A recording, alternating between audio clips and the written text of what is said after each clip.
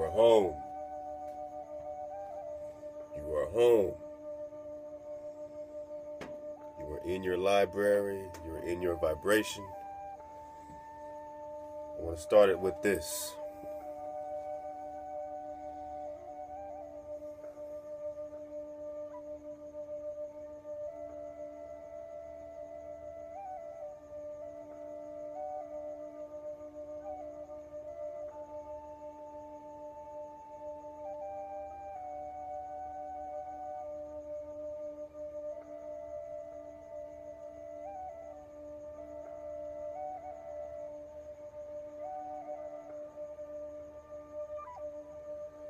Worlds Beyond the Poles.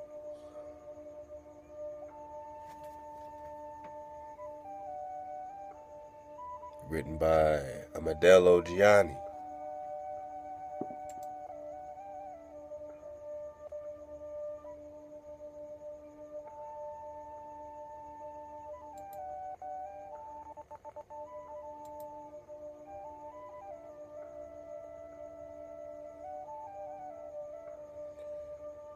Still working on getting a downloadable PDF. Many people have been looking for it. I got somebody working on that, so much love to you, brother. You know who you are. And, we're going to take it from just a little bit. I just want to show you, we're going to dig through this, baby. We're going to dig through this. We're going to dig all the way down.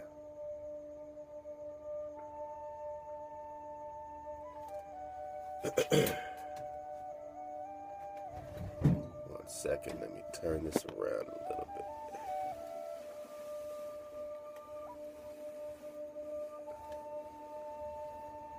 Okay, here we go.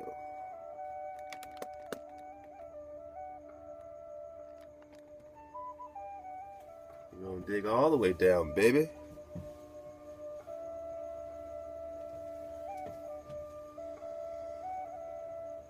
Okay, first edition, copyright 1959.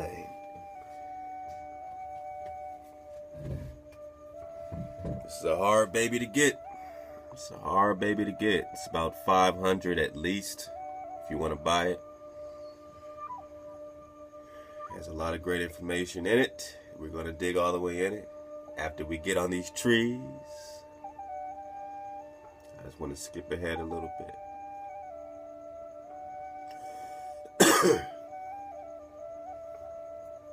So let's start from here.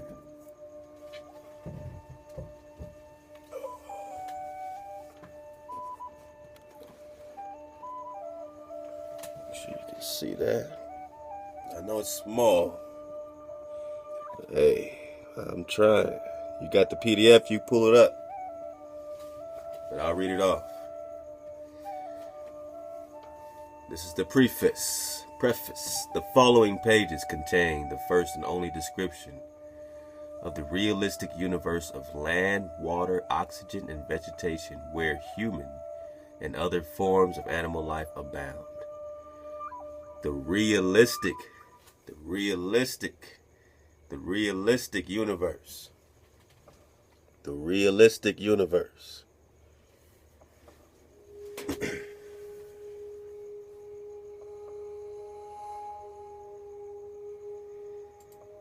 Here we go. So that's a little bigger for you. Even bigger. Alright, how's that? Okay, here we go. So the following pages contain the first and only description of the realistic universe of land, water, oxygen, and vegetation, where human and other forms of animal life abound. This is not work of fiction, nor is it a technical analysis of anything.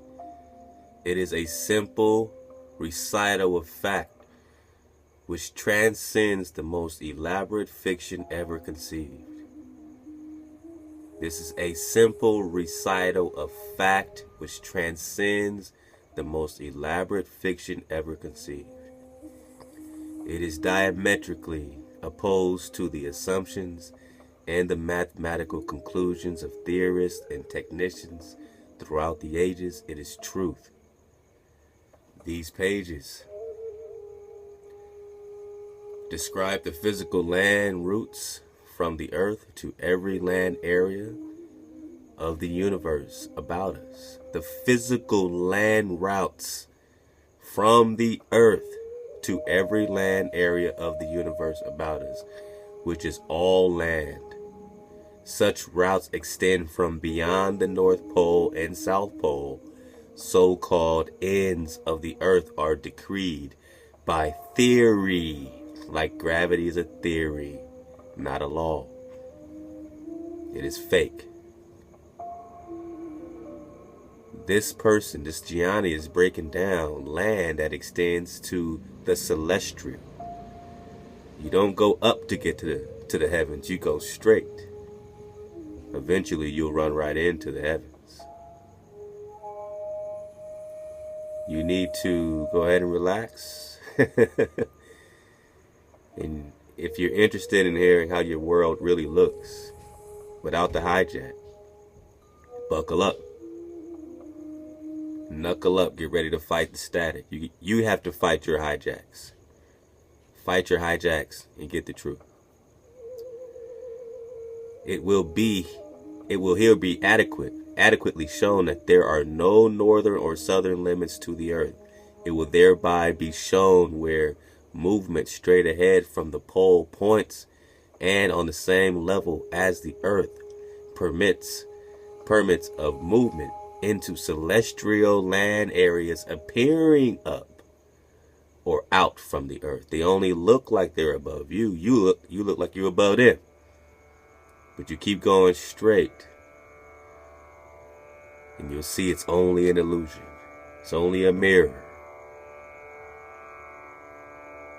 An original treatise basic to this book was written and has been expounded at American universities 1927 and 1930. Since then, the United States Naval Research Bureau and the U.S. Navy's exploratory forces have conclusively confirmed the work's principal features. Since December 2012, 1928, U.S. naval polar expeditions have determined the existence of indeterminable land. Indeterminable land. Indeterminable land. Extent beyond both pole points, out of bounds of the assumed isolated globe, Earth as postulated by the Copernican theory of 1543. On January 13, 1956, as this book was being prepared, a U.S. Naval Air Unit penetrated to the extent of 2,300 miles beyond the assumed South Pole end of the Earth. That flight was always over land and water and ice for very substantial reasons. The memorable flight received negligible press notice. The United States and more than 30 other nations prepared unprecedented polar expeditions from 1957 to 58 to penetrate land now proved to extend without limit beyond the both pole points. My original disclosure of then unknown land beyond the poles in 1926 to 27 was captioned by press as more daring than anything Jules Verne ever conceived. Today, 30 years later, the United States, Russia, Argentina, and other nations have bases on the realistic land extent which is beyond the earth. You don't have to leave this earth, guys, to go to other worlds, right? Columbus found a new world. You keep searching, you find more worlds and more worlds. What does Haya have planned for his children? They have tricked you into thinking you're on some finite ball spinning, and the only way you'll find more land is to leave this ball to go to another ball. In reality, you go straight. Then you research the Antarctic treaties and you research why they won't let you pass certain barriers, and you say, oh, so I'm stuck here. I'm in the Middle Earth. I'm stuck here. You guard it like ranchers. We can't take our boats. We can't do our own expeditions. We can't fly over the North Pole. We can't fly over the South Pole. We can't do anything. We're stuck until we're free. Let's finish it out. Today, 30 years later, United States, Russia, Argentina, and other nations have bases on a realistic land extent beyond the earth. It is not space. It is not space, as theory dictated. It is land and water of the same order that comprise known earth territory. It is land and water of the same order that comprise known earth territory. So what you see as space is really land and water. You know, the waters above, waters below. More land, more land, more land. Comprised of the same order. This work provides the first account of why it is unnecessary to attempt shooting up or out from the terrestrial level for journey to any of the astronomically named celestial land areas. It relates why such attempt would be futile. These pages present incontrovertible evidence that the same atmospheric density of this earth prevails throughout the entire universe. The same atmospheric density is everywhere. Such a feature provides that, except for the presence of a gaseous sky envelope and underlying oxygen content equivalent to that of the earth, we can never observe the luminous celestial areas designated as star or planet, right?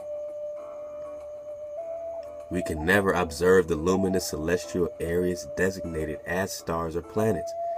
It is shown here that in a determination of realistic cosmic values, the observed luminous areas of the universe about us represent celestial sky areas, and that they are as continuous and connected as all areas of this earth's continuous and connected sky. Hence, it is shown that there are no globular or isolated bodies to be found throughout the whole universe. They are elements of lens deception. What have they done? What has NASA done? They give you telescopes, and all the while they've been looking at the ceiling. All the while you've been staring at the ceiling the whole time. Not into outer space, but the ceiling, because you can't see past the firmament. You can't see past the vibrational layer, and you know it. So we've been looking at observatories, looking at the ceiling the whole time. Lens deception.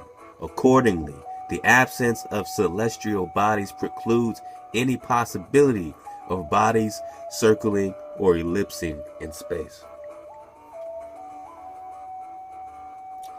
This book is $500 to $1,000 and up. Okay? I'll finish it out.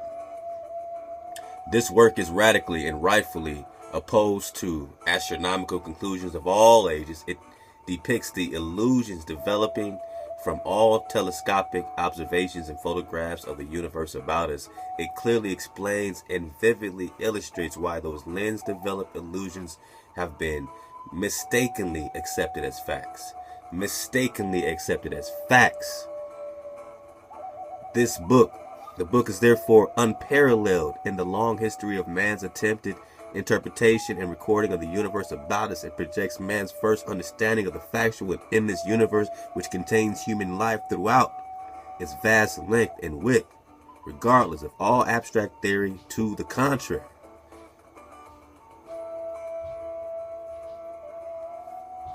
Alright, deal with it. And we're going to get this right quick. The discovery of new worlds. New worlds. New worlds. Columbus discovered a new world. The discovery of new worlds in matter, as in mind, is but the logical outcome of an infinite universe. You see, when they found us here, we are a new world to them. You continue, you find more new worlds. Who's there? I don't know. But there are more. And you just have to go straight. But will they let you go straight? No. And I'll get this too right quick.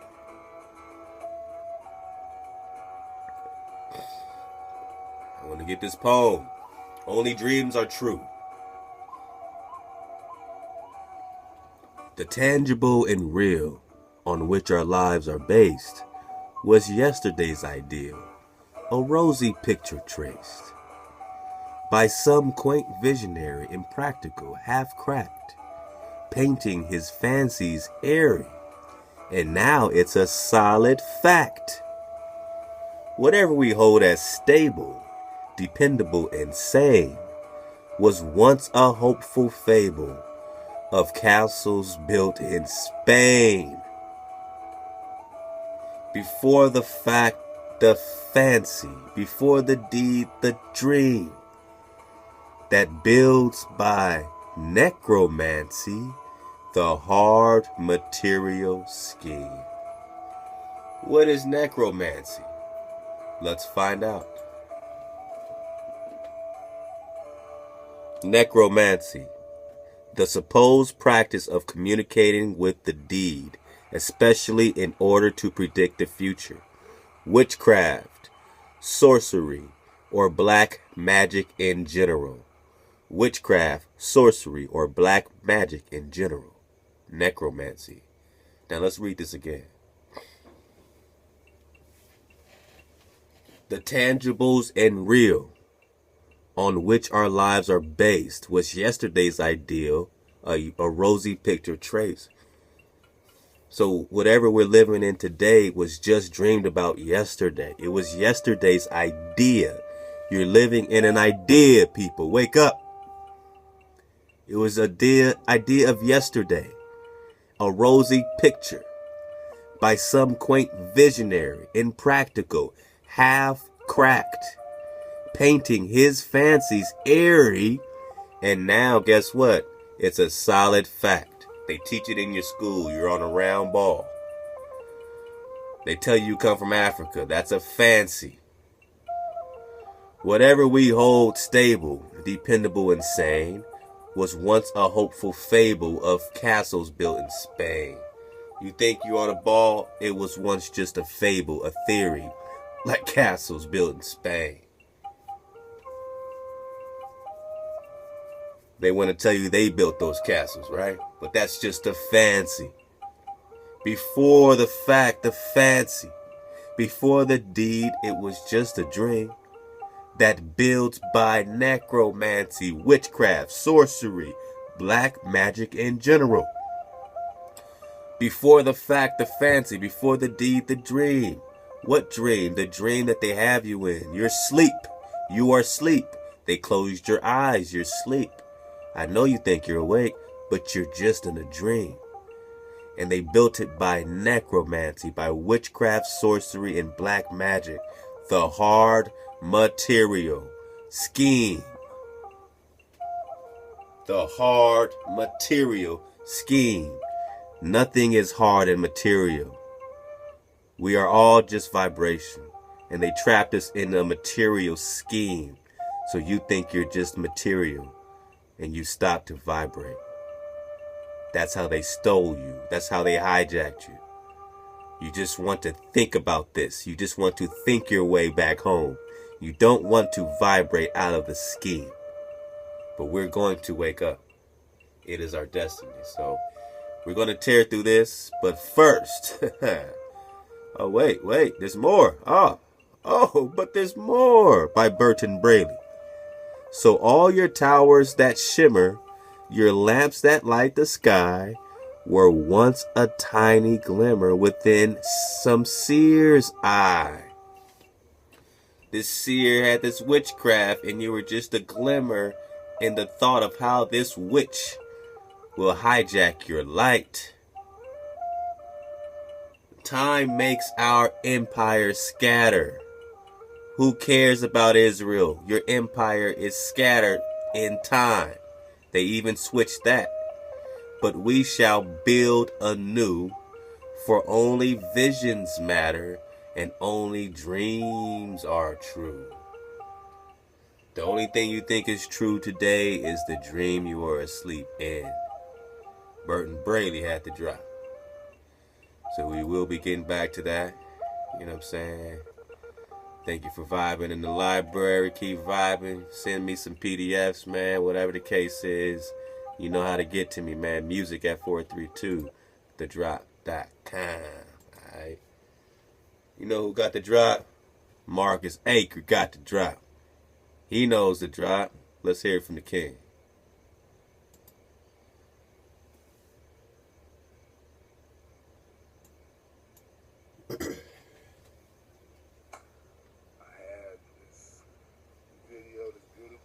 Set up with all these different videos that I want to show y'all. I just realized, like, I'm not gonna do that over again because my last video got interrupted and it ended. But I'm just gonna get to the main issues, main points, and I'm gonna show you what I can show you. So, if you Google curvature of the Earth on Google, obviously I said it if you Google, but you would see that they say every mile is 8 inches, so every mile, so 2 miles, 16, 3 miles, 24, and so forth, so on and so forth. But they're lying how they're using the form, because they're not using the Pythagorean theorem right. It's actually every mile, you square the mile and times it by 8 inches. Right. So if you look at Indiana, it's a part in Indiana where it's about 60 miles away, and you can see the Chicago skyline. If you use if you use the formula, 60 times 60 times 8 is like 28,800 or something, whatever it is. That's inches, and when you take it and use it with you convert that to inches, so you get, what is it? Let me do the calculations really quick. If I can open the tools. You got calculator. 28,800 divided by 12 is 2,400 feet. Do you see how we're putting this together, Yasharal? We got brothers with calculators doing the mathematics. We got brothers so excited just to, be reading books, different books that we're just getting all over the place. We're putting together our habitat. We're putting together our frequency. We're putting together our history, our indigenous history. And we're tying all that with our scripture, with our prophets' writings that are in stone, our commandments that are in stone. Now we're understanding. Now we're overstanding. Go ahead, bro. 2,400 feet. So I should be looking well over the Sears Tower, but yet I see the whole skyline in Chicago. But when they explain it, they try to say, oh, it's a mirage, blah, blah, this, blah, blah, that. There's videos that you can go look and show that's proving how it's not a mirage. Then if you look at the flat Earth flight patterns, or just flight patterns in general, internationally. If you look at international flight patterns, there was a lady. There was a emergency landing. It was supposed to be a flight from Bali.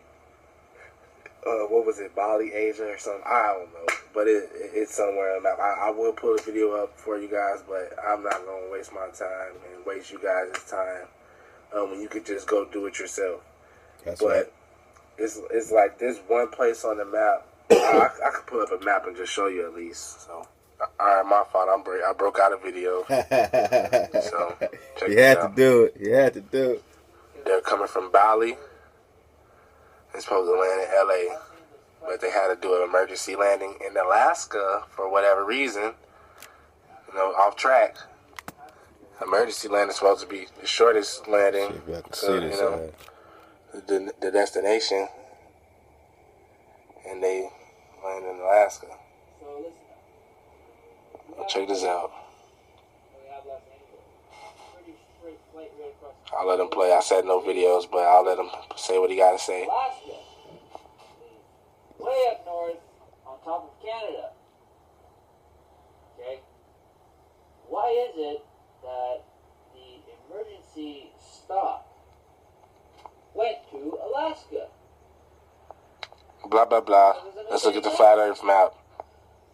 Alright, skeptics Boom. believe the flat on that map, don't it? They only went like straight. A better straight shot on that map, right? They only went straight. Here we have the map of the globe. These are the Yep. destination Point points. proven. Let's go look at the United Nations logo. Oh. United Nations logo. Oh. Oh. What are they saying? Oh. Same What are thing. they saying? That's the flat Earth map on the UN logo. These are the people that run the world. Come on. What are they saying? Come on. Come There's on. videos out there about how NASA lies about certain stuff, and if you look deep into it, you would know that every person, you know, that supposedly went into space or that's an astronaut, they're all Freemasons. Don't get it twisted. They're all Freemasons, and so they know how to lie. They know how to swear on oath and keep secrets. Drop. And then even these guys that's flying these planes, they're sworn into secrecy. Like they can't. I don't want to go into details about that, but I know of that they got to sign a contract and saying that they won't share certain information, or whatever. So they can pretty much expose the bullshit that they tell us. What else? Let me gather my thoughts for a second. Did I say Walt Disney and all these other people were running, you know, help fund NASA in the beginning, and still to today they have a, you know, direct, you know, connection between each other. Like, there's a lot of trickery going on. They give us all these different images, you know, they give us all these different views on fish islands. I keep telling people, go look up fish islands when they're doing these incredible jumps from thousands of feet, promoted on GoPro. nationally, like this last Heaven Sent drop. And there's even a video on that explaining, you know, how this is really a satanic ritual. But basically, you know, they use this fish islands to make you think the world or the earth is curved. Mm-hmm. And you know, when you really pay attention to it, you will see how the images change. The curve, it's like sometimes it changes on that fish islands. But when you look at those GoPro lenses, the fisheye lens, a lot of times the GoPro lenses, whenever they do these big jumps and these Red Bull jumps and all these things like that, it's all these bubble lenses. You see the screen going up and going down and going up. So you know you can't trust the curvature because they're playing with your curvature. Right when you see the lens going up and down, you're like, why don't you just have a regular camera? Why don't you just use a regular camera? Oh, because we have to. You know, they're going to make some reason up. So y'all check this king out, man. Subscribe to Marcus Acre, man. You know what I'm saying? All right, man. Let's get to it, man. I've been teasing y'all about this tree drop. It's pretty amazing. Just watched it for my third time with Chef Candy. We both, man, we just got our minds blown. All right, so let's get to it. You know, now we're ready to see our habitat, and let's continue to open our eyes and see. So we need to take a break. Go do what you got to do. And I'll be here when you come back, I guess. You know, here we go. Flat drop. There are no forests on flat Earth. I implore everyone to research and watch this doc on your own and research all the drop. He has a very thick accent, so we'll try to, you know, be very quiet so we can hear all this. We won't get through the whole thing right now, but this will be probably a 3-part series or something like that. And we're going to get through this as well as reading some more of the Worlds Beyond the Poles. So I'll try to do a 3 or 4-part series combining some reading from World Beyond the Poles, a little bit of the Abizaid reading as well, and some of this documentary and maybe a little bit more. But, you know, I'm going to nail down this habitat, man. You know, I'm passionate about where I live. I'm passionate about what the earth, what the Creator created for us, what earth the Creator created for us. People that say it's a distraction, you are a distraction. You are a disgrace that you don't care this much about your habitat, that when people go crazy about the habitat, you consider it a distraction. Something. Yeah, I mean, there's a lot of things distracting us, and this can be definitely a distraction if you get too caught up in one part of it. But when you look at scripture and it says firm, fixed, and immovable, and you still think you're spinning on a ball, and your scripture keeps repeating firm, fixed, and immovable, and you know you can't find one real picture of Earth on Google anywhere, you don't ask no questions. You just keep quoting the oppressor to get facts. You want a fact? There are no forests on flat Earth. How can it be that there's no more forest? I see trees all the time. And I say, open your eyes. Let's get to it. Love to y'all. Let's learn together. Let's grow together. Hey. Hey.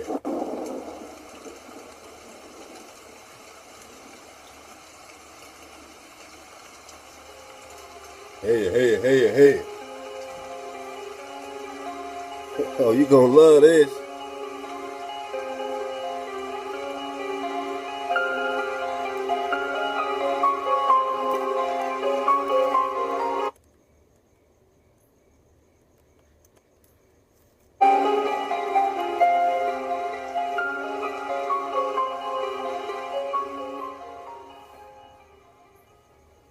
There are no forests on Earth. When you read this loud headline, even with exclamation mark in the end, every sensible person will say that I'm out of my mind and will throw at me millions of photos with images of forests. I want you to believe this is another trick. They made us think that this is forest. Actually, you are looking at the 30 meters bushes. This is total bullshit and nonsense, you will say to me. Of course we know how forests look like. We all walked and strolled in them. Well, expected reaction, and it's fair. But after listening or reading this chapter, its headline won't seem strange to you, because you will overturn your concept of forests 360 degrees. And now, first things first. We will begin with well-known picture. Children see 9 dolphins on it, but adults see 2 lovers. A huge difference. Do you agree with me? Make yourself find dolphins now, and find out how it's hard. Feminine fruities will flatly refuse to transform into dolphins. It's funny, cause children's problem will be exactly the opposite. This is the first fact. The picture is single, but we see it completely differently. What is more, children and adults can't exchange perceptions. Why it is so? It is simple. I see the way that Matrix ordered, but not the way the real world looks like. Our eyes became traitors over time. So when we see through the eyes of a child, you're literally seeing the entire universe differently. You see dolphins, not 2 lovers. You see dolphins, man. Dolphins. I'm keeping it real. I'm looking at that and I can't find, I gotta go back to find, I still can't see the dolphins. But a child can. I'm going to try this with my children. I'm like, what do you see? I can't wait. And that is the key. If they change what you see, if you can't see dolphins no more than what? All right. Roll with it, man. This is a beautiful ride. Surf the wave. We were blinded, yet in childhood. We were blinded. Outward world is quite different. We see things through prism of habit and experience. And this prism distorts everything very, very hard. At 30 years of life, this prism gets status of mind protector. And at 40 years of your life, you can go crazy without this prism. You think I'm exaggerating? Look at this photo. I am claiming that this is mesa that was formed from a magmatic melt from the Earth's deeps about. So I know his accent is thick. So he's saying, I'm claiming that this is a mesa. You know what a mesa is? You know, you look it up. It's a flat, like a flattened out mountain with a flat top. They call them mesas, cliff mesas, Mesa Verde, mesa. He's saying, well, I'm telling you this is a mesa. Now everyone knows they see this as a tree stump. But he said, nope, it's not a tree stump, it's a mesa. It's a mesa formed by some volcanic eruption. Alright, that's what they're going to say. It's a mesa formed by volcanic eruption. Not a tree stump, a mesa. Follow him. 200 million years ago. You think I am out of my mind? In my turn, I can blame you in the same thing. You will understand soon. We will come back to this grass plot lately. And now, let's remember how we bumped on the old straw trees. Sometimes even take photos, trying to hug unhuggable stem of the tree. But really, think about it. Old trees are rarity. They are all registered. They are tracked and are kept reserved like a memorial of nature. There were uproar in the network about forests. Why all forests on the earth, even in Siberia, are not older than 200 years? Where are giants? And it is right that people are roaring about it. But I want to step to this question from the different angle, from the sides of the Earth's poles. Okay. The thing is that even Soviet biologists found strangeness in the poles. A natural amount of water is kept in ice and snow, and there is a natural percentage of carbon dioxide in the world's ocean.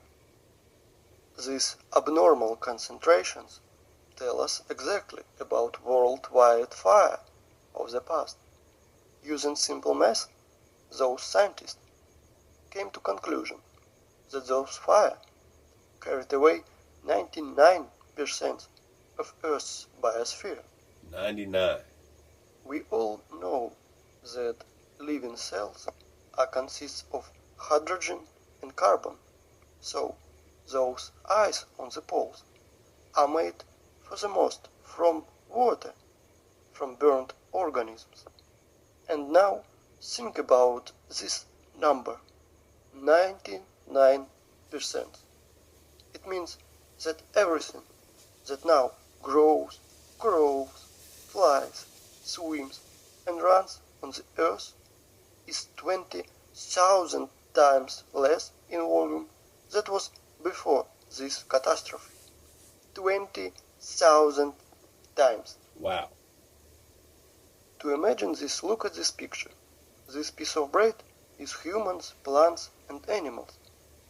Just this pathetic small piece of bread near the car that represents Earth's biosphere before those times. I hope you understand that today's myth about overflow of population is just a pure hoax and nonsense, 100%. But here's a problem. Biologists divided this number between all continents and nothing succeed.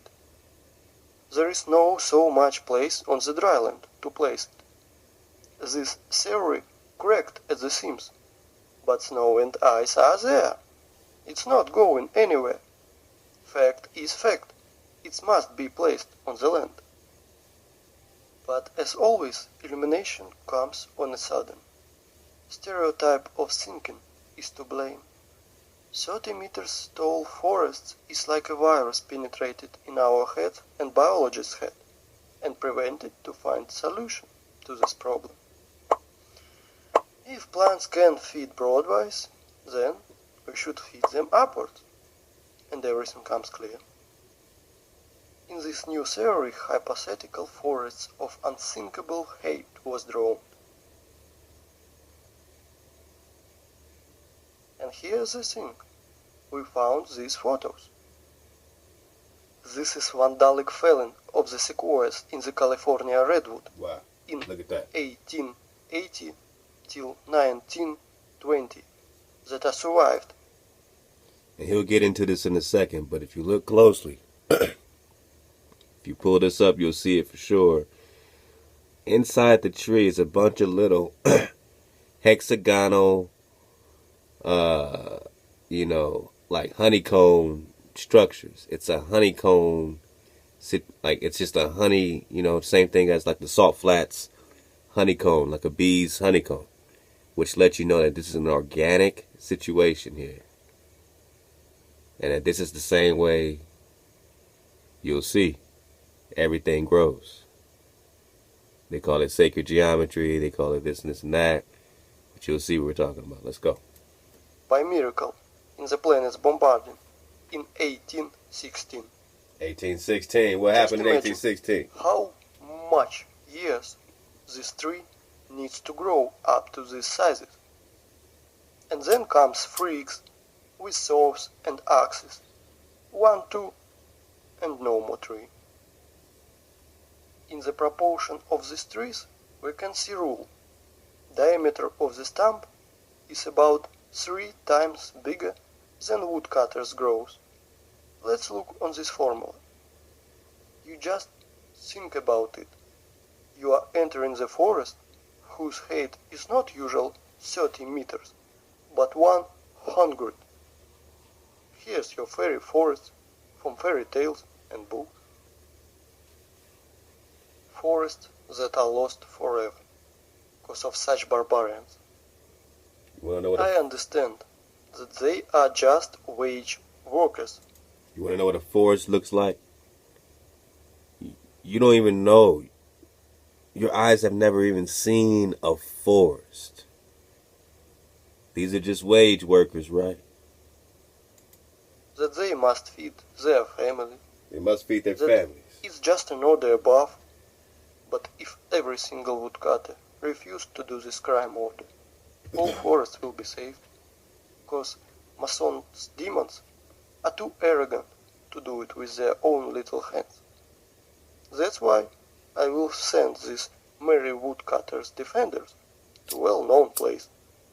Look at these photos carefully. They look like satanic bacteria that finishes forest organisms.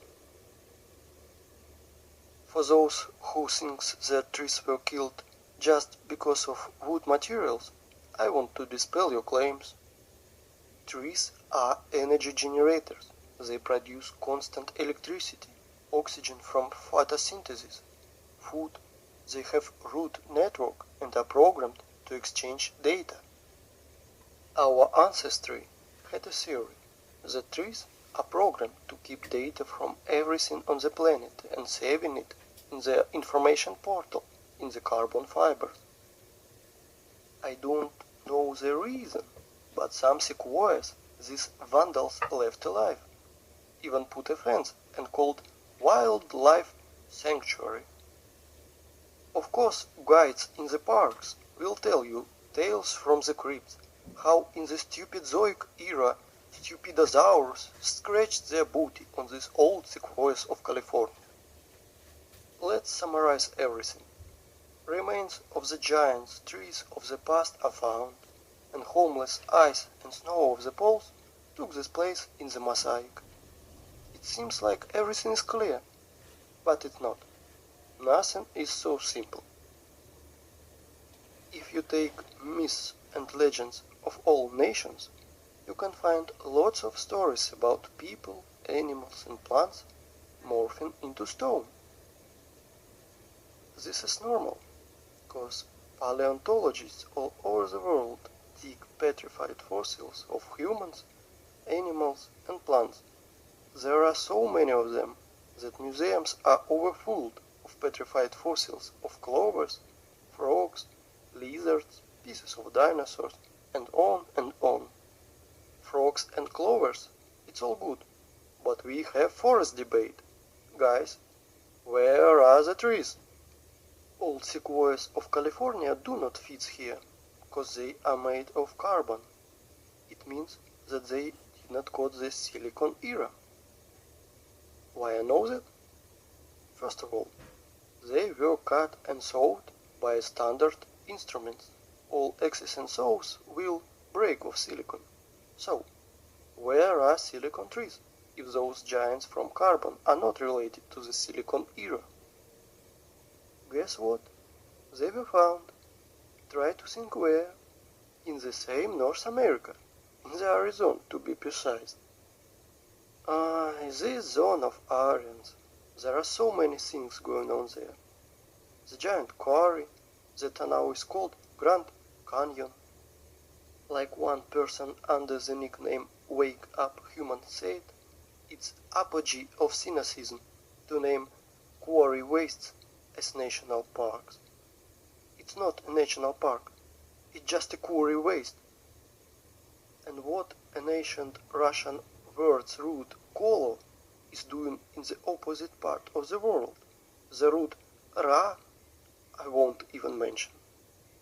Here is even city of Aryans, from which left only the vortex that made hooligan meteorite 50,000 years ago, of course. It is how Wikipedia is telling us this total bullshit.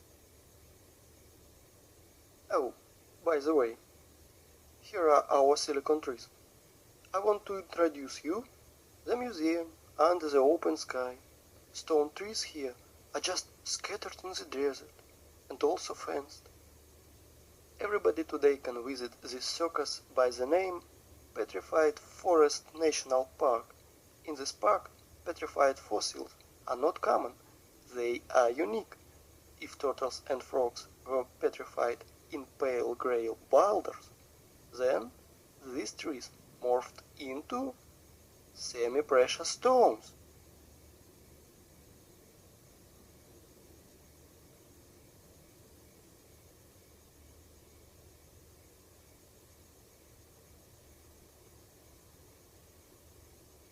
Well, admired stonies? Beautiful, isn't it? It is time to take a stock. All our forests are young and do not grow higher than 30 meters. Remains of fairy forests were found in sequoias of California, and biologists put poles, ice and snow in its place. We found petrified fossils of Silicon era and trees from precious. Now everything fits together, right? Oh no. In perfect world, everything is fit. In our cursed hell, nothing is fit.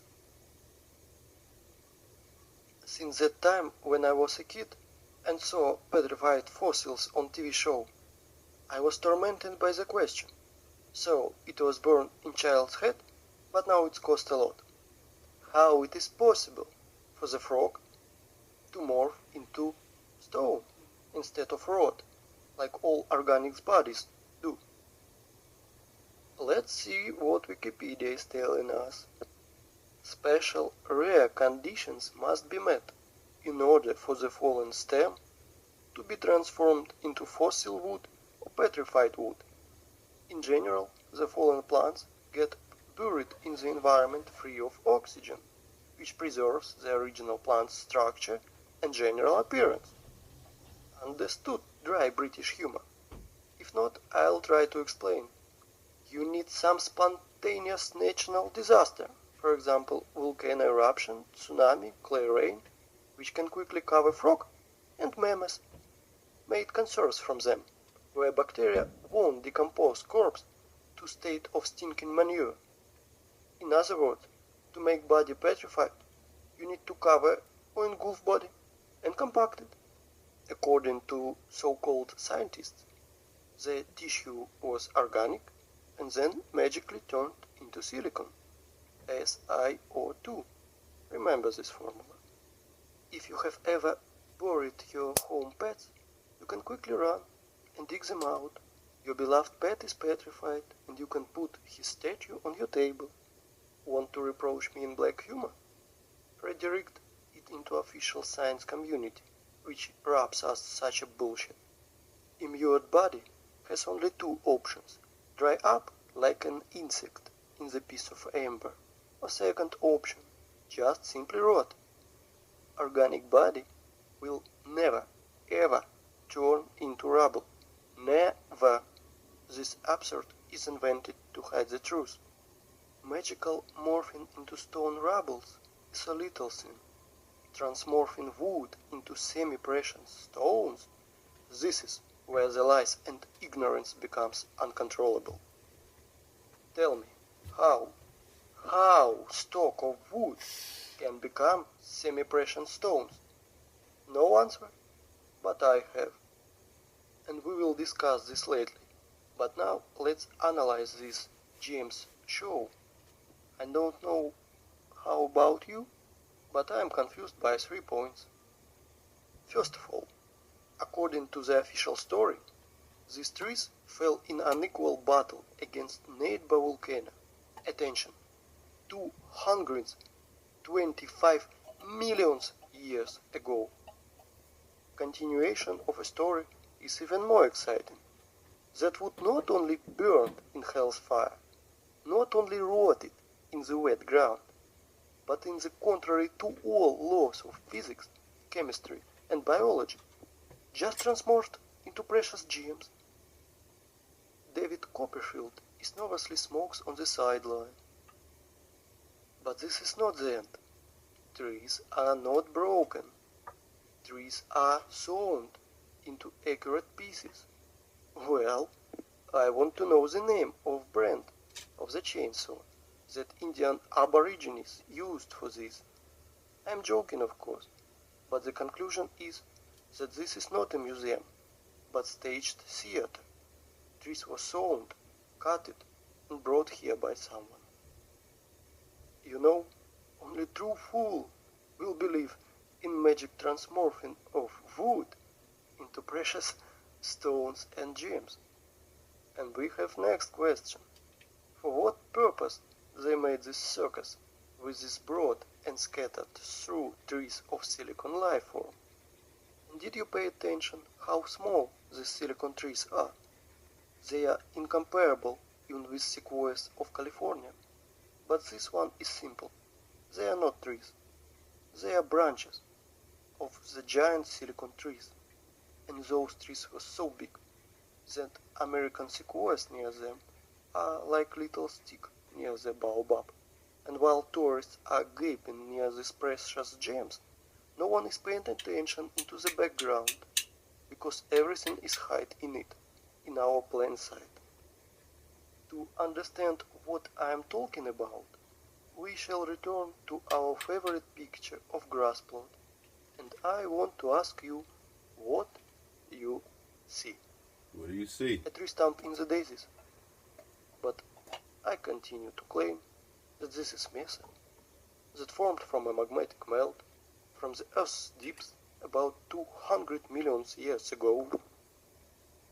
Do not believe me? And now, let me introduce to you. This is Devil's Tower, Menasseh, or so-called Lacallis, that is formed from a magmatic melt from the Earth's deeps about 200 million years ago. At least this is how Wikipedia is telling us. And billions of people are believing that this is Menasseh, or Lacallis, or mountain. Huh? Huh? Alright, well, we saw the tree stump and the daisies around it. Now you see what they're calling Devil's Mountain, or whatever the case is. They call it a mesa because it's a mountain with a flat top. Nah, buddy. That is a remnant of one of the original trees of the forest that you don't know that was destroyed. Now, whether, you know what I'm saying, we talk about these fallen angels and their technology and that they themselves cut down these trees, that the Most High allowed it to happen then, or was it destroyed during the devastation of the sinking of Atlantis? At some point, the trees were destroyed. Is there still a tree in the center of the earth? Or is it just Mount Meru that's left of the tree that used to be there? It used to be a tree, but now it's just a mountain, Mount Meru, right? Is this a mountain or is this a tree? Really? Really? Let's come closer to our tree stump to look at his fantastically inexplicable columns. Wow, look at Let's this. look in Wikipedia once again. Igneous rock is formed through the cooling and solidification of magma or lava. Huh? What a smart magmatic melt. He just stand unfrozen in appearance of perfect hexagonal columns for 300 meters in the sky. You Wikipedia. can synchronize your instruments on these miracle columns. Were they squeezed out of cram injector, then tied in a bun like a broom, and big giant fan blowed near to help columns to curdle fast? Huh? Maybe columns of Parthenon or Isaac's Cathedral were built in the same way? Gentlemen scientists, are you out of your mind writing in this garbage? Humans, are you out of your mind believing in this garbage? Yes. Claiming that this geometrical masterpiece appeared as the result of lava fountain? That's a The tree. same bullshit as claiming that racing car appears on the track because of explosion on a Ferrari factory. Have you ever seen what fountain of lava looks like? In those times, lava had artificial intelligence. Huh? Really? Comparative analysis. All columns are hexagonal. Why exactly hexagonal?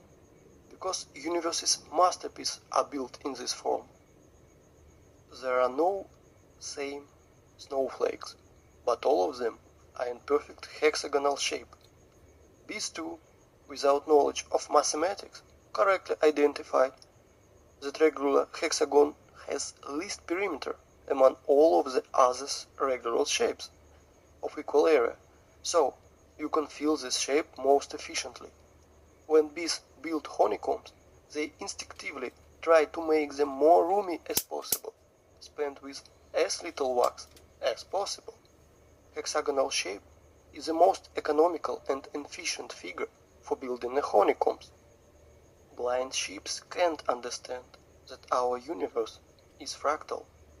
That is why no difference in what scale you will study it, in scale of mountain or scale of tree that everyone have under their window. And now let's open botany textbook. Let's find structure of any plant and let's compare it with our giant stump. We won't go deep into this, we want only those facts that will fall into our hands from the stump's photos. So, it will be useless to try to argue against those facts.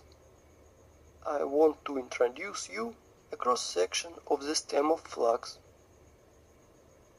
Well, gentlemen biologists, are you noticing anything? No?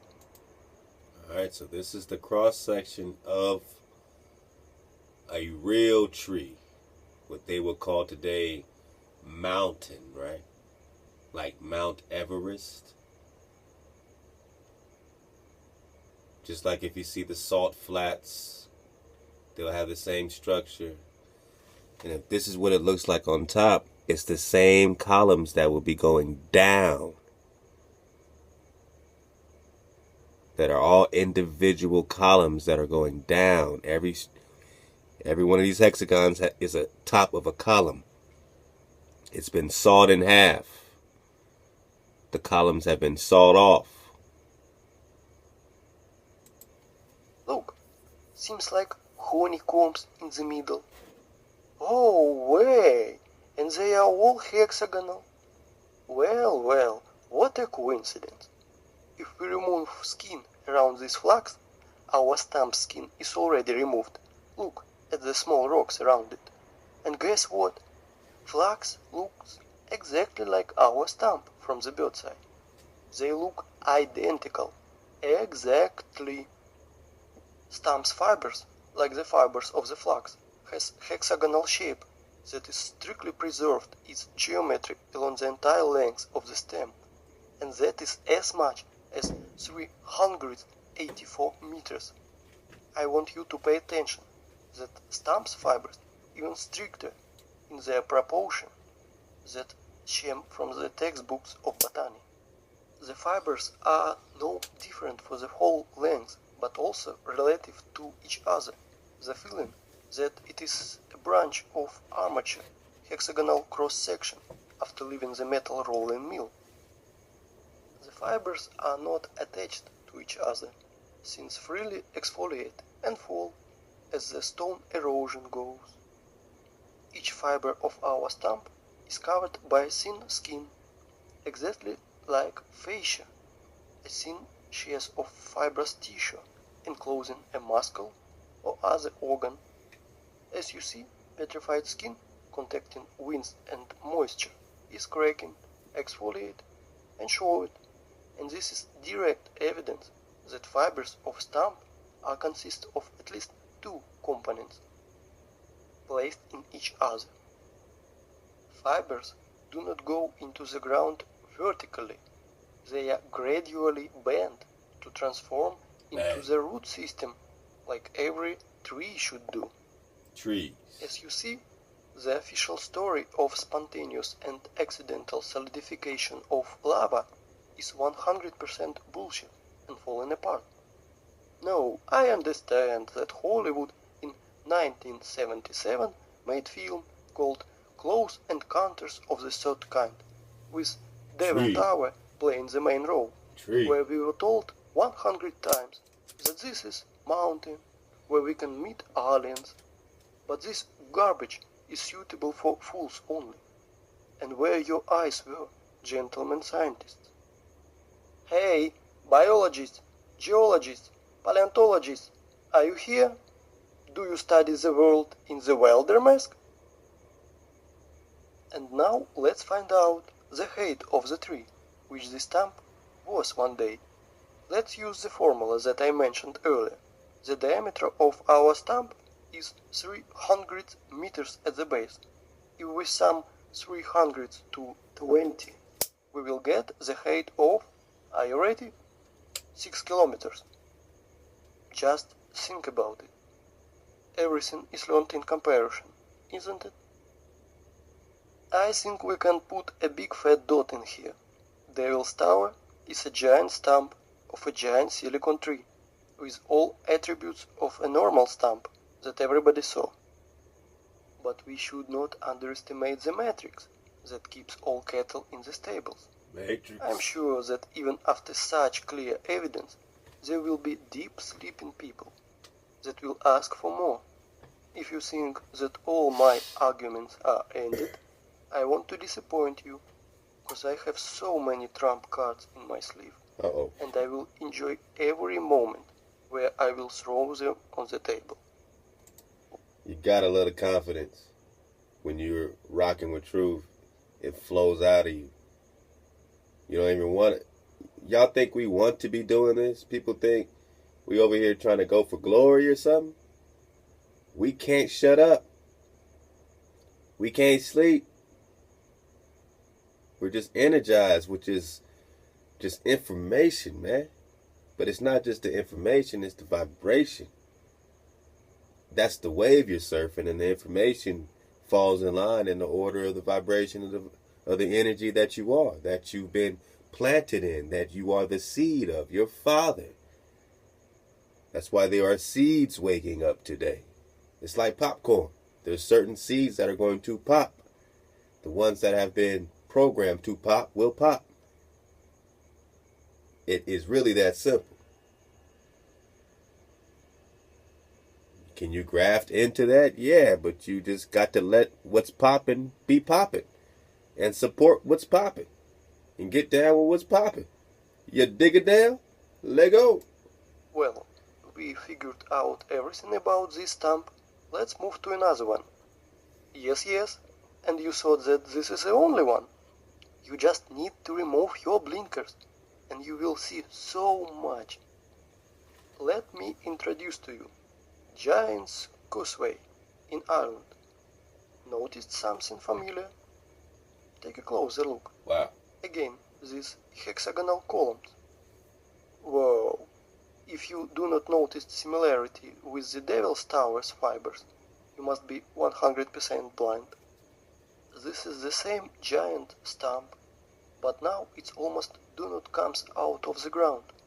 This tree grew right on the seashore.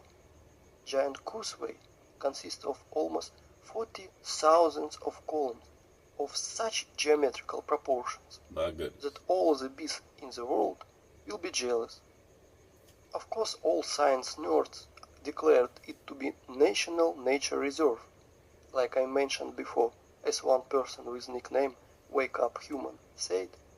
It is an apogee of the cynicism to name a quarry waste as a national park. In which connection a quarry waste here, I will say lately. But now, guess what official science bleats about this Irish stump? Wow. Giant Cuzco is an area of about 40,000 interblocking basalt columns, the result of an ancient volcanic eruption. Volcanic eruption! Ah! Please, tell me how to stay calm and not erupt fountain of swear words in the direction of Turn Science Society. Turn up. It is very hard, but I will try, because our enemies only want us to do it. I have only two questions.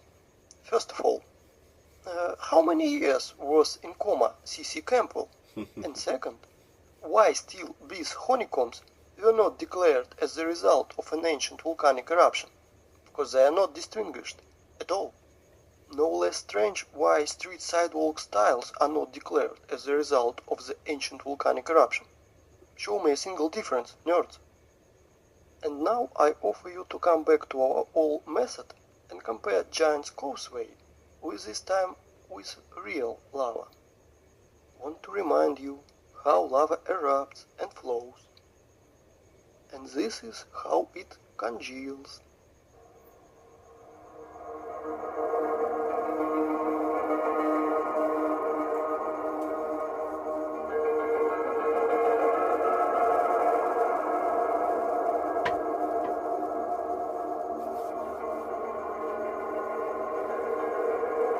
Unbelievable. You've been staring at trees the whole time, thinking that they're mountains.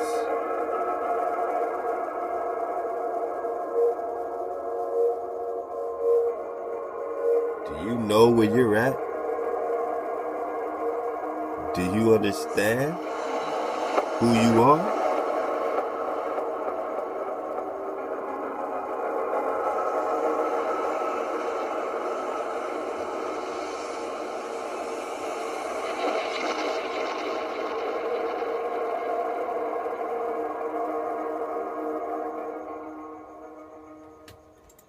Here's my question. When we say that Moses' body is buried near Mount Nebo, is Mount Nebo a mountain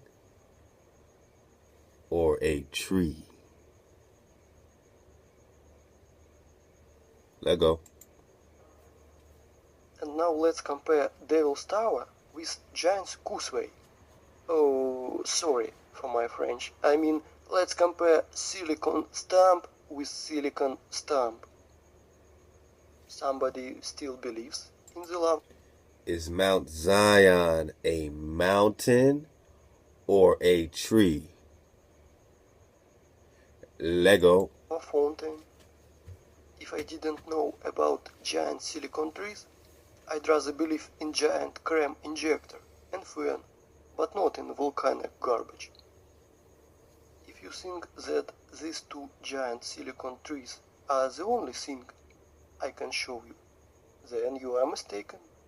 There are loads of them on the planet.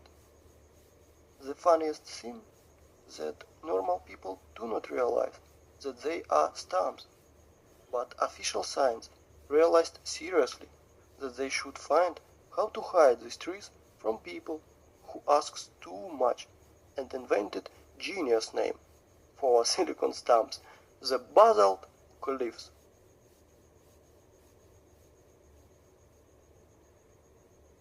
Trees. I want you to pay attention to those two pictures, where Real. fibers hang from like the ceiling. Real tree. How can volcanic version explain this? Lava was dripping, but its drops didn't fall to the ground, and other drops stick by the hexagonal honeycombs to neighbor drops, which somehow reached the ground. Turn up. Look at this photo. Just a normal everyday Oh, photo hi, Jack. with this girl. It is good, but the only thing that she do not realize that she is sitting near the giant stump of a silicon tree. All artifacts are in plain sight, but prism of matrix do not allow us to see 9 dolphins. Oh, whoa. Dolphins. There are tons of silicon Saw stumps some in the network. dolphins. You can learn this topic by yourself. All distinctive Trees. features you know now, so Google will help. Trees. And we are moving forward. And I want to show you one more hexagonal miracle of the earth, of silicon nature. Tree. I want to introduce to you the Wow. biggest salt lake in the world, Salar de Uyuni, Bolivia. Alright, Salt As you Lake. see, not everything is so simple as it's written in the textbooks and shown on Discovery Channel. For our tradition, wanted to show you what Wikipedia is telling us about this hexagon. Come on. But if fibers of silicon stumps Wiki is retouching somehow, then about hexagonal structure of the South American lake is keeping silence, like a fish, like there is none of them. But they are there, absolutely there. Wow. You won't believe, but silent is not only Wikipedia. After hours of research, So that's the same for the Salt Lake in Utah as well. You know what I mean? Those are just like flats of trees. I know your mind can't conceive this stuff. I know. You're only seeing lovers. You're not seeing dolphins. Wake up to reality. It's time to have you back. Vibrate. I found nothing about this hexagonal structure. And only in one place I found single phrase like, "Look how interesting dried and cracked salt." And then I fell into a stupor. First of all, under the blazing sun's rays, every surface is cracking like this. But not in the hexagonal shape like a honeycomb. Second, cracks are deepenings between fragments of surface, but I see elevations. And this is the opposite to the cracks. It is more looks like a fiber fascia, like silicon stumps one. And third thing, why salt surface has exactly hexagonal shape? If official story has not even sensible explanation, but nothing at all, let me tell you my opinion. As Wake Up Human says, there are no salt lakes on Earth, but just sludge salting tanks. I agree with him, but not in this case. And there is why. I think that you already realized that hexagonal shape is an attribute belonged exclusively to a living organism, either it is possession of the queen bee, snowflake structure, or plant's fibers. As we've seen with our own eyes, Salar de Uyuni is not just a giant layer of salt. It was a living being of silicon form of life that was scraped out by adepts of technocracy, by their machines. Now you understand how far we are from the reality. If giant tree is somehow, we can imagine with our pathetic mind, then creature from salt 10,000 square kilometers wide and unclear what height we can't imagine. Now you understand that 7,500 years ago our planet was so fantastic, fabulous and beautiful that Cameron with his avatar is poor substitute. And all is left to us is a desert. which we So he went back 7,000 years, according to his research. So how does that cooperate with you? He said 7,500 years. All right. A lot of stuff is recent. Let's go. had turned into a scrapyard. And what I mean by saying scraped out by their machines? Well, to be short, while our society was sleeping in this matrix, working 9 to 5 hours every day, doing useless things, dreaming useless dreams, our planet literally was scraped out and are scraping it now, with giant graders and machines. I will show you later. Well, theoretical part is over now, and it is time for climax, and we are going to runway. But before we should return to our first stamp and see one strange thing in it. I bet you did not notice it. We saw many stamps, but this one is special. He has flat surface on top. It means that it was cut down. Yes, exactly cut it, or sewn. And now our imagination is asking us, who cut it? For what? With what they cut it? I will answer these questions lately. We will put this question into the background because this stamp that was cut is not single one on our planet. I will tell you even more. Devil's Tower, a small one compared to others. Boys and girls, our aircraft is ready to fly. Our course is, well, we have no course. We will fly our planet around. Fasten your seat belts and better hold the handrails, cause everything you will see will overturn your notion of rocks and mountains. Let's go. While we are flying, let's play a game. Find 10 differences.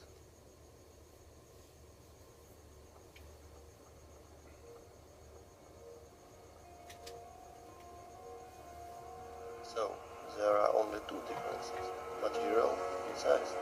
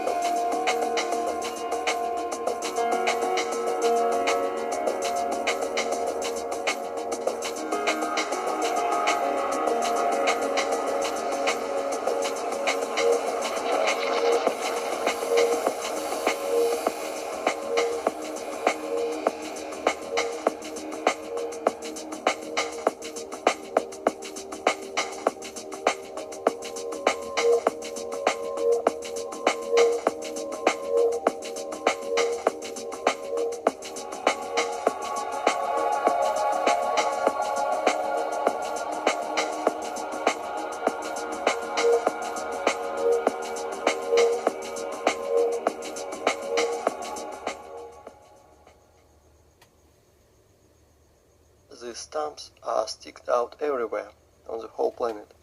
There are hundreds of them. Scientists call them mesas, table from Spanish, because they have flat peak, flat as table. Well, cool, stumps. And now let's remember beginning of our conversation. We thought we saw forests and even walked in them. So what matters if they are only 30 meters high? Is there a difference? We are pleased with this one that left. We enjoy their beauty, make bacon on a weekend. We are accustomed to these forests, so we do not need another pond. Then we discovered that old forest was preserved in USA, which is described in fairy tales and myths. Giant 100-meter sequoias, exactly this forest, our mind drawn in when we hear word fairy forest. On the sequoias of California, our mind is stopping, breath of matrix forces. Otherwise, our mind's protectors will melt, because Devil's Tower points to 6 kilometers high tree. But then we realized that Devil's Tower is a young plant compared to other trees on our planet. For example, mountain in the Cape Town, Africa. This is what really impressive. This plateau is 3 kilometers in diameter. If we sum 3 to 12, we will get 3 of 60 kilometers high. Do you even give yourself a report how big its branches are? Only one of its branches you can easily place huge residential quarter with all shopping malls, schools, parks. Just imagine how huge it is. Of course your mind will never see that this mountain in Africa is a tree that is 10 times higher than Devil's Tower tree. 60 kilometers. Where do they above? But guess what? This is not the limit. In the work of our Russian scientist and poet Alexander Sergeyevich Pushkin, we can read about giant fairy oak that was on the Buyansk island, that we now believe been killed by our governments. That oak was supposedly in the center of the earth and was some hundreds kilometers high. Not sure how high. So this is the tree that, you see in so many different, parts of the world, man. I mean, they all have this tree in the center of the earth. This fable, this foundational legend. And now you hear more about a mountain in the center, this magical mountain, this Meru. But they don't let you fly over the North Pole, right? You can't fly over the North Pole. You can't fly over the South or past the southern wall, the 200-foot ice wall. You can't fly out of that. They keep you away from all these things. So did they cut the tree down? I mean, can you imagine the vegetation? Can you imagine the oxygen? Can you imagine how you would grow with that type of oxygen? How healthy you would be? What have they done with the place? What has Thoth done with the place? Huh? These pantheons, these fallen ones that can't get above the firmament, that can't get above the barrier.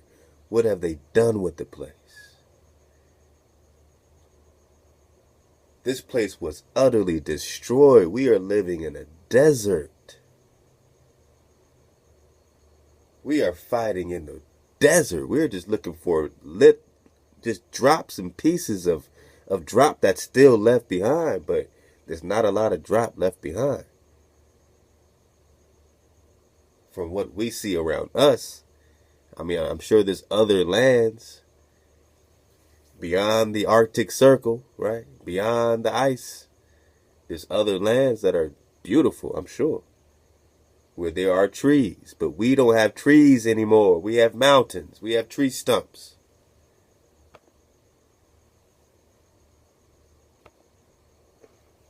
But for sure, higher than Cape Town's one. This oak was the biggest plant on the earth.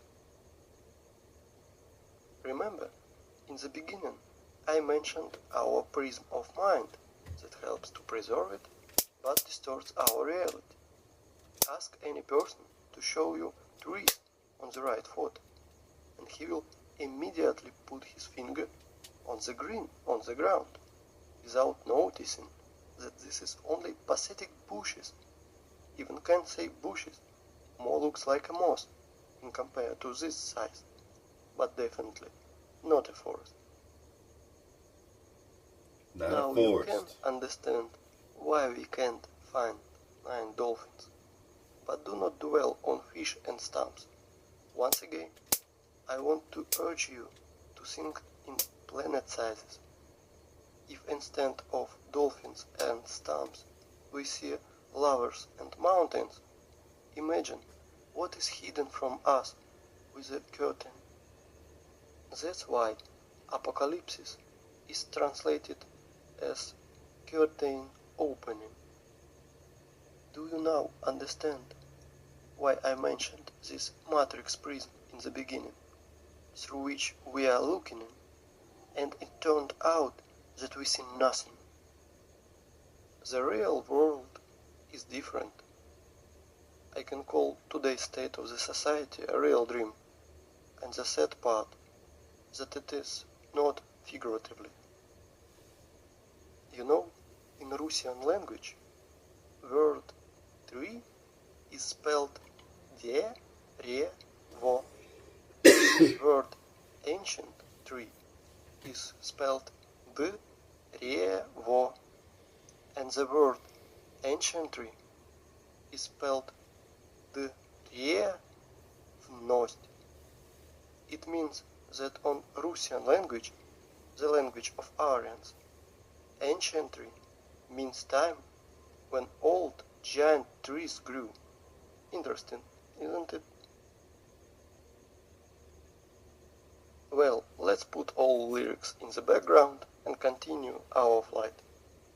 I think you will ask me, maybe it is time to come back to our questions. Who cut it? For what? What they used to cut trees? No, it is too early. We know that the whole face of our planet was covered by giant vegetation. So we can ask ourselves, where did all other forests go? The thing is that these so-called mesas are just single ones, best trees that were chosen for cutting. All other forests of the planet was laid down by blast waves. We reviewed only stumps with flat peak. Does anyone remember how not cut it, but broken tree looks like? I will remind you. Understood my hint? No? Let's play a game again. Find 10 differences.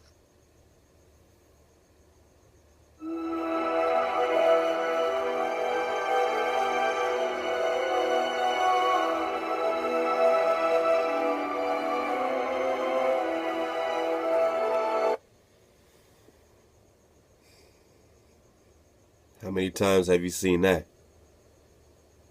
We didn't seen all types of Utah drop. How many times have you seen this in Arizona? How many times? Like something just blasted and leveled it off.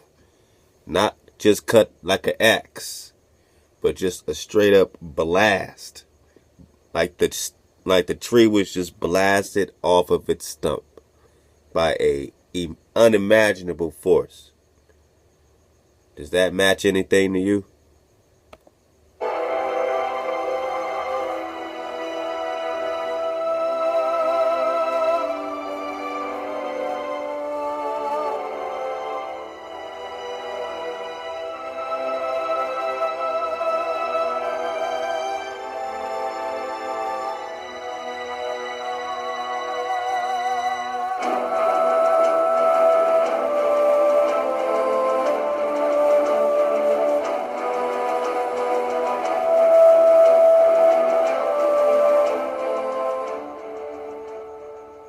I think you understood meanings of my words.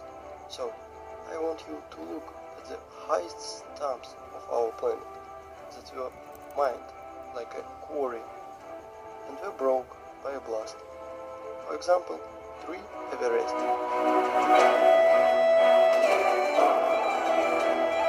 So this is Mount Everest. The tree Everest.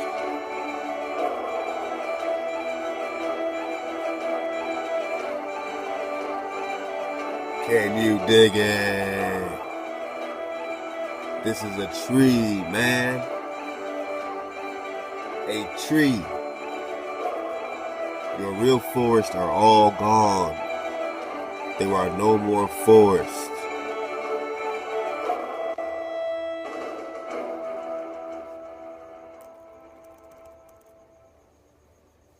Dig on it. How you already guessed, there is no such thing as rocks on our planet. No rocks. That's all just pieces of broken stumps.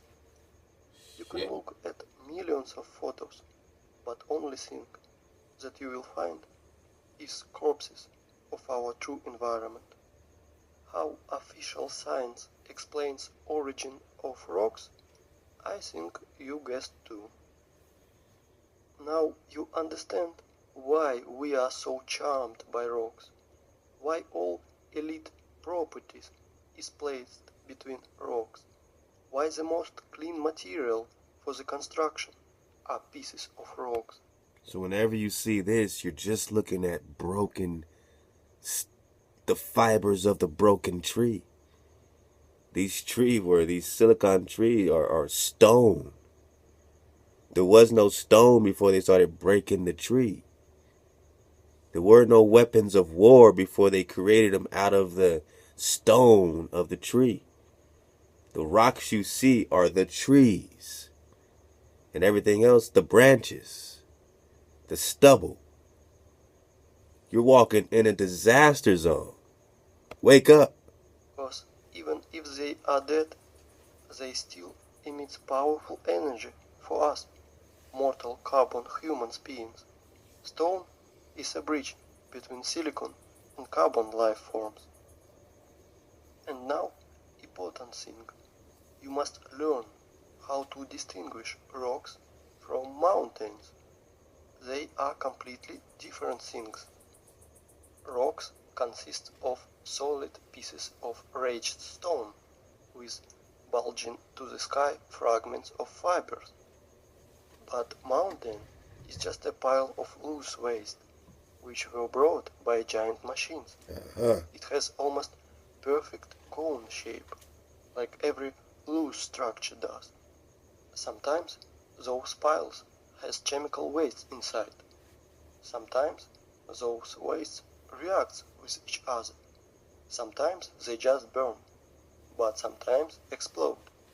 And then nerds in the white coats scream that they invented a new volcanoes and tell immediately you as stories from crypt how 200 million years ago this volcano formed those silicon stumps, or explains origins of our streets' sidewalk tiles as a result of the ancient volcanic eruption. That's why no such things as volcanoes, rocks, and mountains. You can throw out those terms from your vocabulary. Okay, let's fly further. So, from our board, you saw that absolutely all rocks on our planet are just corpses of silicon form of life. They all are fallen trees, you want to ask? No, not all of them has hexagonal structure, like Devil's Tower. Some of these rocks have lamella structure, or spongy structure, like our mushrooms do. Like liver is different from our heart or lung, so our ancient world was so diverse that we can't even identify or imagine lots of species and subspecies. And now let's imagine amount of the wood that must left after fall of such trees. where all these materials are. If the trees were 6 to 100 kilometers, there must be loads, tons of the wood. You know, this theme was greatly disclosed by Pavel Ulyanov. He has nickname Wake Up Humans. He made a revolution in the theme of geology and principle of bucket wheel excavators' work. Let me introduce to you. This giant cuttlefish on the photo is Badger 288, one of the world's biggest rotor excavators. And this is how those machines work. It crawls on its wheel parallel to the quarry wall. Giant wheel with ladles scratches out rock and ground, Hey. all living things, leaving concave wall after itself. Wow. Geologists must be hypnotized in schools while they are students, because why else they call this quarry waste miracle of the nature, like for example this cliff in Australia. Want to laugh? If you do not believe in retardedness of the last stage, just Google wave rock and check official explanation. 100% unbelievable how people buy into this. Some people will ask, which stone was a part of the living plant and which was not? I want to tell you that at least 7,500 years ago there was no such thing as stones at all. Everything you can find now was a part of our ecosystem.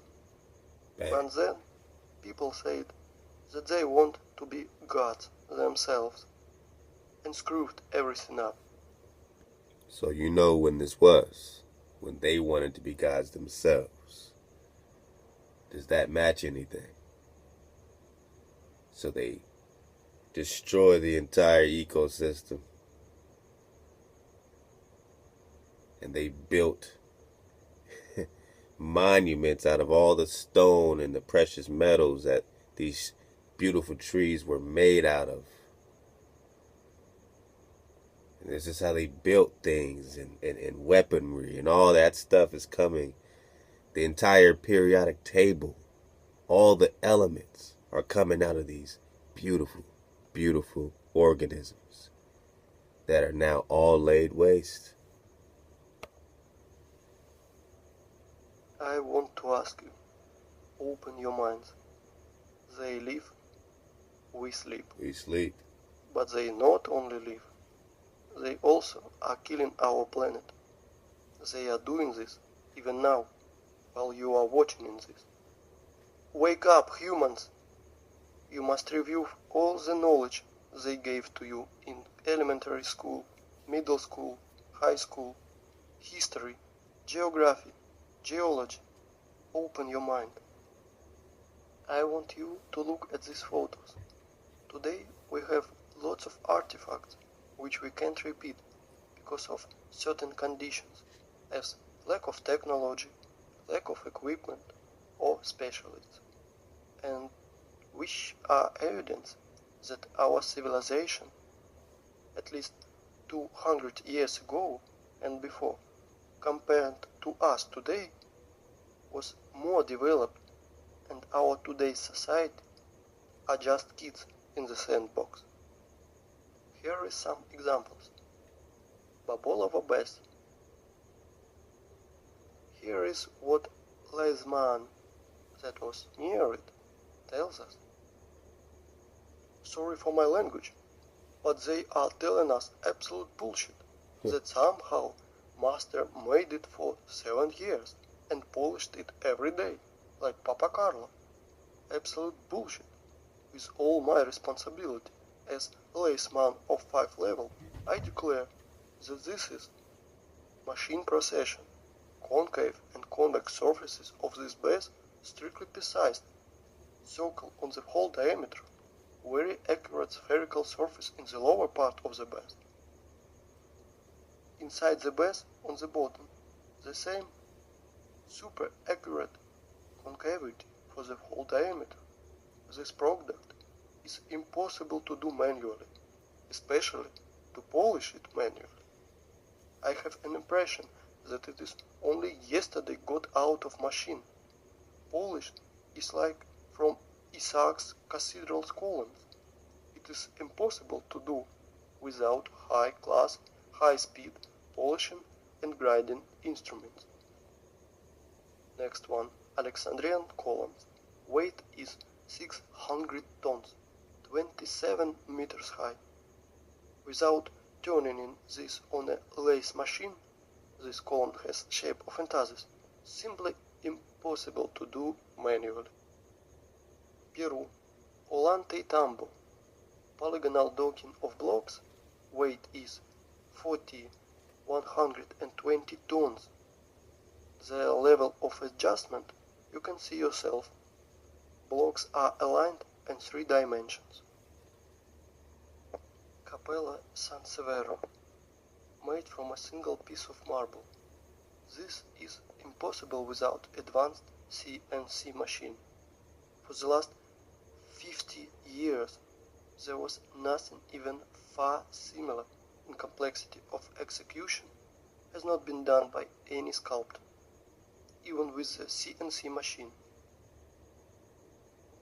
Marble tombstone on Monumental Cemetery, Santiago, Museum in Genoa. Stone bridges in Sevastopol. Each polygonal stone of the bridge is essentially a single sculpture. An example of modern work with the stone is on the left. By today's standards, it is considered quite acceptable. All trees. All the cities on the planet were built of stone in antique style, with pre-designed layouts of streets, avenues, embankments, and so on.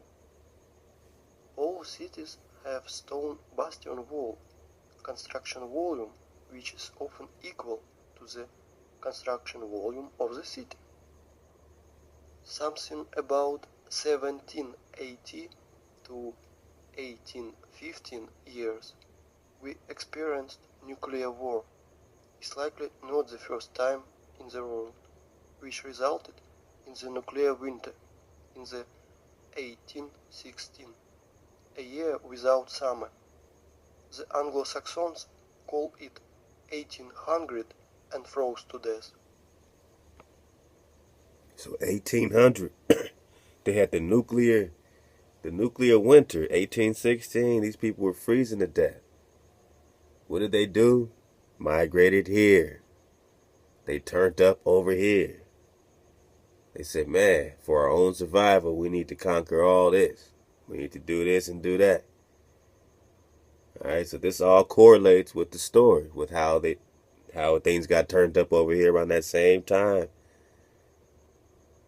You saw how the map changed and how the migration, you know what I'm saying, or the invasion took place from east to west. From that 1776 all the way up. All right, so that's what's happening over there. They're in nuclear winters, freezing to death. Here is some screenshots from Google Earth. Photos of nuclear craters. Nuclear territories such as Belarus. Such craters are easy to find. White traces around craters are broken limestone, the basic material of that time. To visualize the damage, search in Google Roger Ainton Crimea or J. Robertson Crimea and see the pictures, and you will see photos of this first war photographers sent in the Crimea in 1853 after nuclear war to take pictures of the siege of Sevastopol. Compare vegetation then and today. An example of photo of Sevastopol by Ainton. Until the 18th century, houses were built. I mean, literally, what were they doing? What were these people doing to the environment to cause nuclear winters? Can you even fathom what they were doing to the earth? And are they any different than the people in charge now? Is it not the same damn people? When can we see? When are we going to decide to see? Almost entirely of limestone. For cutting were used advanced machines to make a perfect parallelepiped. Here are some photos of the houses in Crimea. All houses in all cities of old USSR are covered with clay for 3 or 4 meters. All houses that are deepened into the ground 4 meters have such good quality. It takes 200 years, and during the Soviet era, such a masonry of limestone is considered to be very good. It is Eskickerman.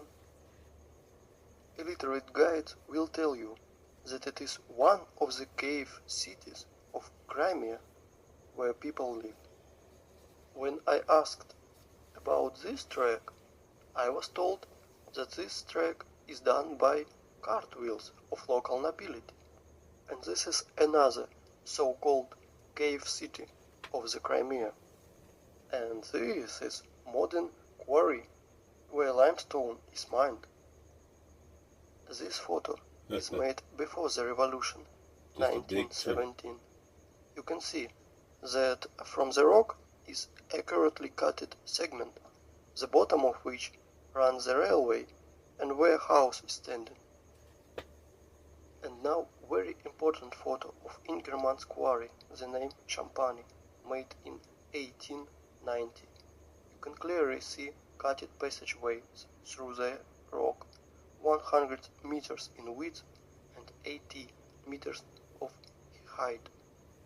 Under the vertical wall we can see small pieces of limestone and limestone crumb that fell off because of working saw machine. In the cutted holes you can clearly see houses. So this is just all one tree. So I want you to make sure you get your perspective. This is all one tree stump. Imagine the tree. Just imagine the tree. Some of these holes are beginnings of catacombs. Some of them are extend for hundreds of kilometers. It's conducted a large-scale underground mining of limestone. In the days of the Second World War, in the catacombs were hospitals, warehouses, headquarters. Trucks freely drive in and out of these catacombs. By the way, there are ancient catacombs at any city of the world. Near Odessa, catacombs' length is 2,500 kilometers. Everything they tell us as rocks, canines, ravines, cliffs are just nothing more than a quarry. There are very old quarries over there and many fresh ones. This is White Rock in the Belogorsk near Crimea. It is a limestone quarry. The wall was formed as a result of the cut slope of the hill. Want to see more? Look at the passage from which huge mass of limestone was taken. They lie to you, and guess how they call it? They call it Valley, beautiful wonder of the earth. Check this out. This is old photo from 19th century, mounted at the vertical wall of limestone chips, not yet overgrown with vegetation. This is old painting from 1855. We can see ancient giant quarry wastes in the background. Are you impressed by the scale of the mining just in little Crimea? I want to tell more. There is no cubic feet of land, probably 100 meters deep over the entire earth, which would not have been in its times mined, milled, masticated and discarded. It is not a planet, but a giant quarry waste pit. where the most violent and barbaric way, the whole periodic table of Mendeleev is extracted. All elements are extracted from the trees And now that were look destroyed. at these photos and pay attention to the tight structure of the quarries and mines. Rotor excavators, tight cuts massives. It's formed structure with right angles when viewed from above. And now I want to show you the rocks, ridges, gorges, canyons, cliffs in almost uninhabited nowadays places with different romantic names. Often they are named by the name of their discoverer. All academics and professors of geology and other scientific nerds do not see it. Mountain on the Kolan Peninsula, do not know the name. Mountains on Antarctica that were only discovered in 1820. Antarctica. Here even left the traces of the heavy machines and equipment. Greenland, Watkins Mountains. Look at the scale of mining. Greenland, Flight, Frankfurt, Los Angeles. Gangbjorn, the highest mountain in the Greenland, 3,700 meters. No problem, almost completely gutted. Svalbard, Norway. Aurora Borealis in the background of quarry, Antarctica. Transantarctic mountains. At the foot, traces of the machines are still visible. Antarctica, Transantarctic mountains, quarry system. Pay attention to the background. Mount Kailash, Tibet. The height is 6,638 meters high. Have you ever seen that in our time heavy mining equipment were raised to such heights? Goblin Valley, State Park, Utah, USA. Utah. Gloss Mountains, State Park, Oklahoma, USA. Oklahoma. Grand Canyon, Arizona, Grand USA. Canyon. It is just giant quarry waste, gutted territory. Millions of tourists think that it is almost a miracle of the world because they were told so. Quarry, Grand Canyon, Arizona, Grand USA. Canyon. Nowhere we can find traces of water erosion, only the shock explosive. All you see is the explosion of the machinery. You see the traces of machinery everywhere now. Now that your eyes are open, you know that used to be vegetation. These were trees, man. The Grand Canyon was a beautiful place of it was a real forest. A real forest. Now it's one of the biggest quarry wastelands, but they're still finding gold mines all the time. And it's right beneath your feet the whole time. You're in a real forest, a real tropical masterpiece. Not spitting on a ball, but an infinite land, energetic vibration scenario where you got to connect above the barrier back to Heya, back to the creator of this masterpiece with no hijacks allowed. Stay up, suit up, choose up. We'll be on a part 2, man. Alright? I told you to buckle up and enjoy it. Just vibrate with this and surf the wave. Love y'all.